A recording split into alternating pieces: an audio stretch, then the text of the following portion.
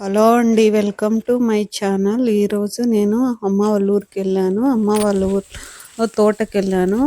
మా తోటకి అక్కడ వంకాయ చెట్లు అమ్మ నిమ్మ చెట్ల మధ్యలో 4 చెట్ల వరకు వేసిందండి. ఇది సంవత్సరం పైబడి చెట్లండి.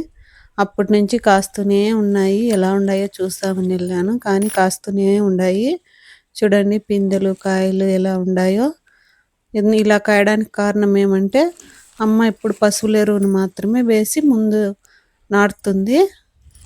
ఇవి 3 years వరకు ఇలా కాస్తూనే ఉంటాయి. ఎటువంటి కెమికల్స్ యూజ్ చేయరు. చాలానే కాస్తాయండి. మా ఇంటికి మొత్తానికి సరిపోతాయి.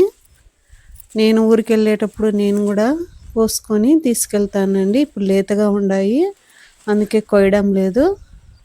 అమ్మ నేను రాకముందే తెంపేసిందంట. అందుకోసం నేను ఊరు వెళ్ళేటప్పుడు కాయలన్నీ కోసుకొని వెళ్తాను. ఇలా పల్లెల్లో ఉన్నప్పుడు మాత్రం మనం స్వచ్ఛమైన ఫుడ్ తినొచ్చండి. కూరగాయలు కానీ ఫుడ్ కానీ. లేకపోతే మనం అన్ని కెమికల్స్ యూజ్ చేస్తున్నాము. ఇప్పుడు మేమైతే అంత కెమికల్ ఫుడ్డే తింటున్నాము. ఊరికి వెళ్ళినప్పుడు మాత్రమే మా అమ్మ పండించిన కూరగాయలు తెచ్చుకుంటాము.